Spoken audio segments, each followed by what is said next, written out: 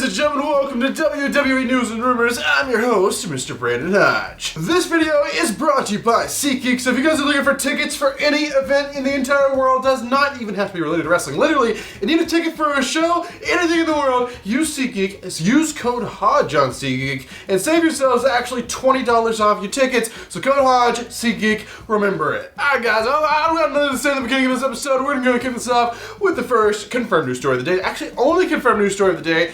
There's not a lot of breaking news things happening right now. Things are kind of a little slow right now because we're not just riding out the wave, heading out, towards Money in the Bank and SummerSlam. So we're kind of in this like dead zone, just waiting for the wave to come of big excitement stuff. So yeah, this is pretty much where we are in the world of wrestling right now. And the only confirmed news story I have today to talk to you guys about is actually about SummerSlam. Oddly enough. So SummerSlam tickets are actually going on sale tomorrow. Completely general on sale. But as of right now, like literally right now, they're doing the pre-sale. So if you guys want to go to SummerSlam and want to actually purchase your tickets right now, you can do so. But I can't imagine there's really a large quantity of people wanting to do that, considering SummerSlam is still months away, but it's really not that far because they're doing it in July this year, so it's really not that far away. Some people like to buy them months out. Some people like to wait until like the show's a few weeks away and do that, or some people like to wait way close to the show and see if they can get a better deal. Sometimes you can, sometimes you can't. Big risk, sometimes big reward. But basically, SummerSlam pre-sale is right now, and the general on-sale day is tomorrow. So ladies and gentlemen, that's the only confirmed news story to talk to you guys about today. So go ahead and get your juice boxes out, get your juice boxes ready, because ladies and gentlemen, it is now time to talk about some juicy rumors. The first rumor of the day is a bit of a controversial topic. It's about, can I call it? I don't like covering subjects like this, but basically, it's about marijuana. Yeah, I don't like talking about like these sensitive subjects. I don't think it's really that sensitive of a subject nowadays. But basically, WWE for a while they would fire wrestlers if they marijuana showed up on the drug test. So for years they would do that. But recently, laws in a lot of states have laxed up. Some states it's completely legal. Some states it's still kind of a big deal. But basically, WWE made the decision they are no longer going to be firing wrestlers for that. As far as fining, I guess it's still possible, but more than likely it's not happening. So more than likely they just don't care anymore about marijuana on the drug test. They're more worried about more damaging substances on the drug test. So this is just an update on the WWE thing, because yesterday, was 4/20, so everyone was talking about it. It was just an update to the WWE like medical drug exam or whatever. They're no longer releasing wrestlers and probably not even fining wrestlers anymore if marijuana shows up in the drug test. And yeah, that's just the update on that. Alright, the next rumor. The next rumor is about SmackDown. So SmackDown happens every Friday night, as we guys should know. It should happen live. Sometimes it doesn't always happen live. So basically, WWE, they're doing a UK tour coming up here in a few weeks. They're doing a tour of, the United Kingdom. So basically, what is the update? Because there is a show Friday night. Is that a SmackDown? Actually, that happening over in the UK, no, it's not a SmackDown. Actually, every show happening over in the UK is just going to be a normal house show, non-televised events, just for the crowd there. So basically, how they pulling this off? Well, basically, they're pre-filming SmackDown before they leave the United States. So the last SmackDown before they leave the United States is going to be in upstate New York, and they're actually going to be pre-filming an episode of SmackDown after that SmackDown goes live. So if you're going to the SmackDown that's happening in the Albany area, you will actually see 2 episodes of SmackDown. You will see the one live, and they're actually pre-filming for the following week, so you get a week spoiler on that.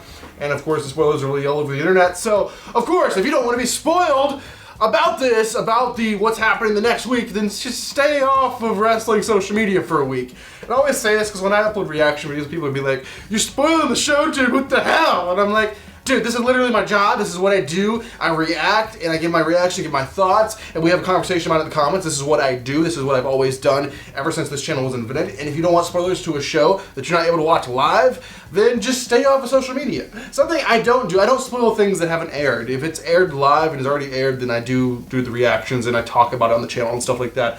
I've never been a big fan of like spoiling like the pre-filmed events or something like that, just because some people were there and some people didn't know what was happening or whatever. So basically, yeah, that's the update about that, and the side rant about people complaining about spoilers. The next rumor is about our Raw Women's Champion. We have Bianca Belair. So Bianca Belair what is the plan for her opponents? Well, you know, the main feud they have going that they would like to continue sometime in the future is the Bianca Belair and the Becky Lynch feud. But that feud, they don't want to throw them right back into that. They may be saving that for SummerSlam, or maybe even far down the line at another pay-per-view. But basically, the current plans for Bianca, of course, she's working with Sonya Deville right now, general manager or whatever. And then after she's done that, that's probably a very short program with Sonya Deville. She's actually heading to Rhea Ripley. Rhea Ripley, new heel turns on Liv Morgan. And Rhea will actually be, I guess, next in line for a title shot against Bianca Belair after that. And then maybe they'll go back to Becky, or maybe they'll go to someone else. But that's the current plan for Bianca Belair as the Raw Women's Champion, her opponents. We have Sonya right now, and then it's going to be Rhea, then possibly Becky, or maybe someone else in between that. Alright, the next rumor is about our Tribal Chief and our undisputed Universal Champion, Roman Reigns. So Roman Reigns, there's been some questions going around. Is he even going to be at the Backlash show? Because Backlash show is literally only a few weeks away, and there's been like no match set up for Roman, and that's normally to be your main event.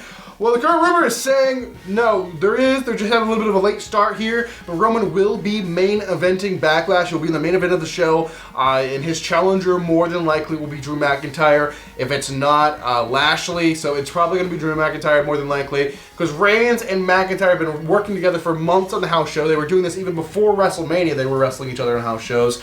And actually on the UK tour, that's the main attraction, is Roman versus McIntyre. So it just makes sense that they're going to do Roman and McIntyre, bring that feud to television. They've been working with each other a lot. They're very familiar with each other at this point. I mean, they were before, but, you know, especially now that they've been working together like almost like every night at house shows for months now. So, I mean, it'll probably come out pretty good, pretty smooth on TV, since they've been working each other like every night. So, that is the current plan for Backlash, Reigns, McIntyre, main event of the show.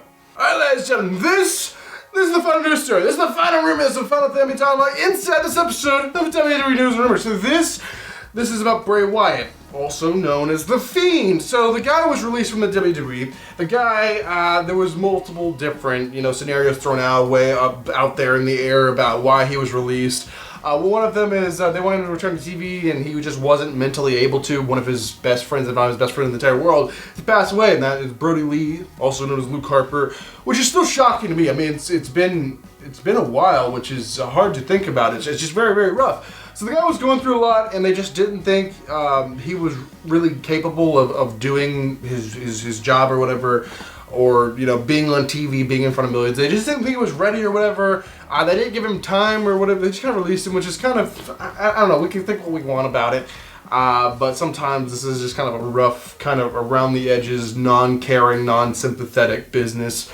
Basically, Bray Wyatt, why hasn't he debuted in another company? Apparently he's at a point now where he's probably ready to get back in the ring and do something. But AEW approached Bray, and Bray gave them a price. And apparently Bray's asking price for like a contract is very, very astronomically high. I mean, rightfully so. Bray Wyatt is the top star of the entire company in the WWE, and probably one of the most creative gimmicks in a very, very long time in the whole professional wrestling industry, with the Fiend, and it was really, really great. It was very, very interesting. He combined two worlds by, kind of like a horror movie kind of feel, combining it with a pro wrestling thing. It was very genius. It was a very great idea, and apparently it was mostly on Bray's shoulders for the entire gimmick, which was very, very great. So wherever he goes, he's going to be a giant star, and he's going to be a very big asset to whatever company he goes to. But at this point, there's a lot of rumors pointing at more of a WWE return, now that he is back to the point where he thinks he can actually do what he does best. Maybe WWE will see that and rehire him and bring him back on. Or maybe he'll end up in AEW. But basically, that's the reason Bray hasn't popped up anywhere yet, because he's a very, very high asking price, and I don't think AEW is really that sure on a placement for him, because they already have so many stars and they don't want to waste talent or whatever. So we'll see where it goes. But Bray Wyatt, I could probably more than likely see a WWE return happening sometime in the very near future. So there, guys, that's actually going to do it for this episode of WWE News Rumors. Hopefully, you guys enjoyed. I have all kinds of new content coming to the channel here, coming very, very soon. We're going to do other stuff other than the Ditch News.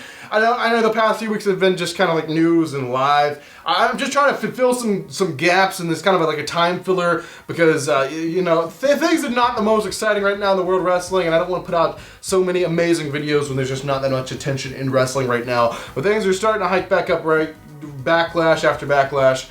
So we'll get things rolling here on the channel. Very, very exciting, very creative things I want to do here on the channel very, very soon. Hopefully you guys are thrilled for that. But anyway, that's going to do it for this video. Thank you guys for watching. I am your king of vlog style, Brandon Hodge, and I will see you guys in the next video.